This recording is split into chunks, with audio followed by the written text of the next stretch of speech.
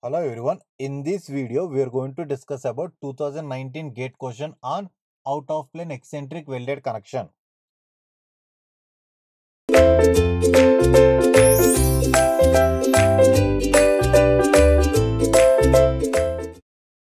Go through this question. Of course, by seeing this question, you think that this is lengthy. Okay, it is not lengthy. It is not at all lengthy. Of course, just for looking, this question seems to be very lengthy and complicated. But if you know the concept behind this question or concept related to this question, and if you are revised that concept very well, then you can solve this question very easily. It means some 4 to 5 steps. First go through this question, later we'll see what basically this question comes under which type of welded connection and what are the concepts related to this question. So first go through this. I'll read out this question. A 16 thick gusset plate. So this is the gusset plate, 16 thick gusset plate, and here in the diagram both front view and side view are shown. Okay, both front view and side view were shown. So here 16 thick gusset plate is connected to 12 So this is I section. So this is a flange plate of an I section. To this flange plate of an I section, okay, to this flange plate of an I section, gusset plate is connected by making use of fillet weld. Okay, by making use of fillet weld, we have connected this gusset plate to the flange plate of an I section. Is that clear? Now, using fillet weld, okay, on both sides. So fillet weld is done on both sides. On side, in side view, we can clearly see that fillet weld is present on both sides of the gusset plate. Clear? Next, the gusset plate is subjected to a point load of 350 kilonewton. So this is the one of the important information required to solve this question. Let us represent it as P. Factor load. How much? 350. Acting at a distance of 100 from the flange plate. It means this is eccentricity. This is one more information required. Next, size of the fillet weld is how much? 10 So this is yes size. So these are the very important informations required for us to solve this question. What are those informations? The load acting on the gusset plate and eccentricity of that load from the face of the flange plate, that is 100 and the size of the fillet weld. Now what is asking? Is asking us to find maximum resultant stress on the fillet weld would be. It means he's asking us to find maximum resultant force on this fillet weld because of this out of plane eccentric loading. Is that clear? It means this welded connection comes under which type? Type 2. That is a out of plane eccentric welded connection. Now because of this out of plane eccentric welded connection, weld group is subjected to direct shear stress and bending stress. Is that clear? Which we have already discussed in our theoretical part. Okay, which we have already discussed in our theoretical part. Now to solve this question, we have to rub. I need to rub this total question. Okay, to solve this question, we have to rub this, and later we'll see the procedure. Of course, we have discussed the concept and procedure for solving this question. So anyhow, here again I'm going to revise briefly, and later we'll see how to solve this question. So first, let me rub this total. And one more important information. See, hold on.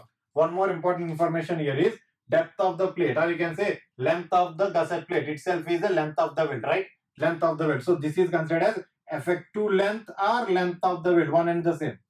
So L effective or LW, one and the same. This is also one other important information given in the question. So total four important informations were mentioned in the question for solving this.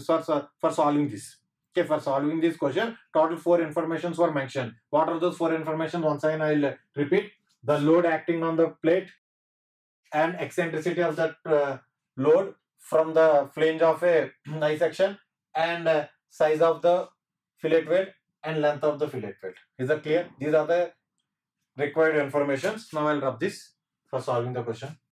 First, let us write the given informations. So load is how much? 350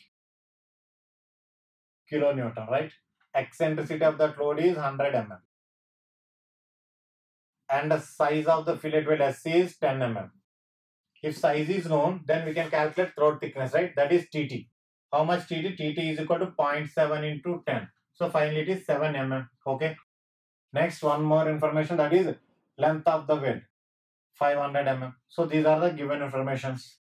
And that welded connection comes under type 2 category. That is type 2. So type 2 welded connection. Okay, type 2 eccentric welded connection are subjected to direct shear stress and bending stress. Okay, direct shear stress and bending stress. Now direct shear stress Q is nothing but load upon area of the weld. load upon area. And let me represent the build cross section also here.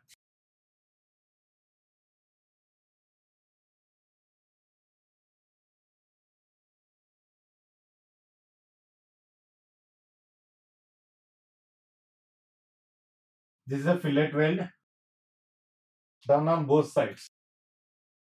So this is a fillet weld done on one side, and this is a fillet weld done on other side. This is the cross section of fillet weld. Okay.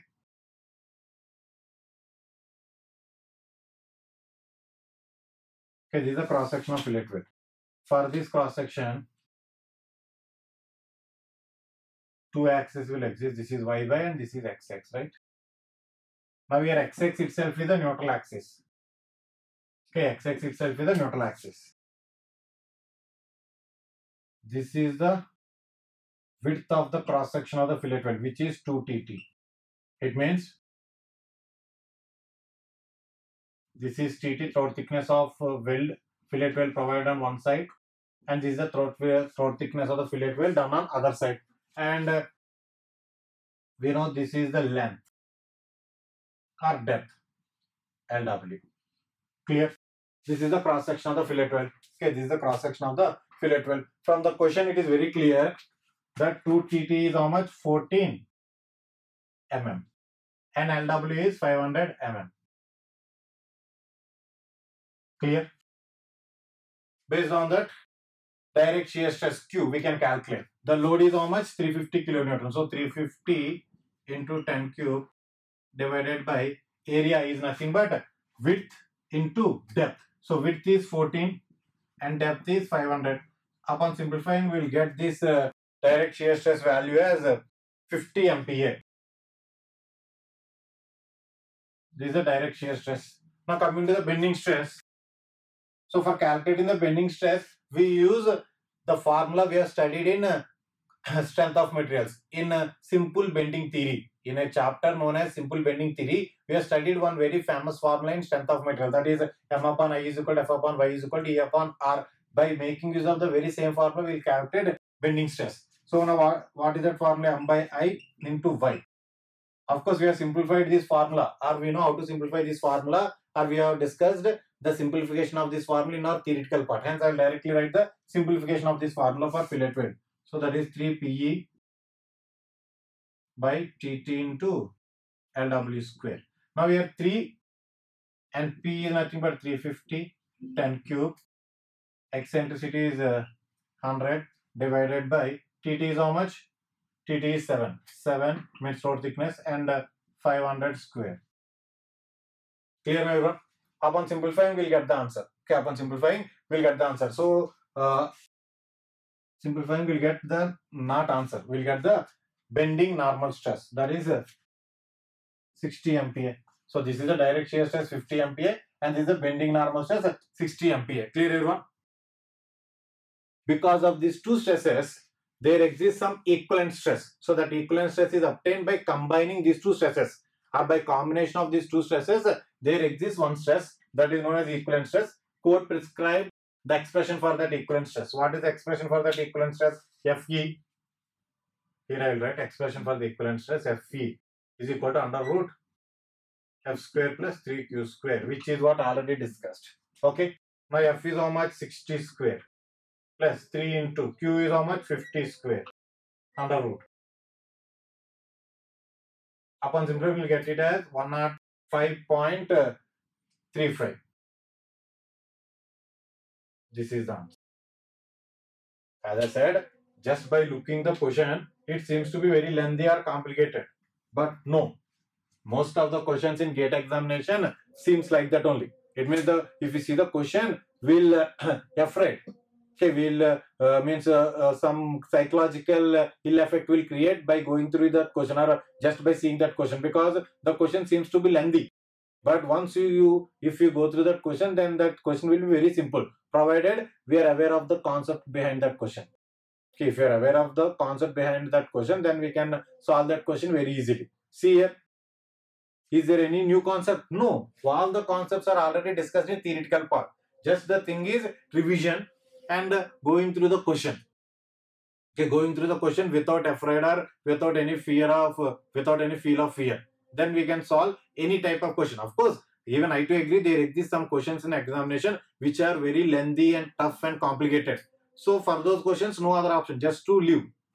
But for this type of questions, yes, this is how to solve. Is it clear? Now, just by knowing the concepts or recollecting the concepts, we can solve it. Take it on.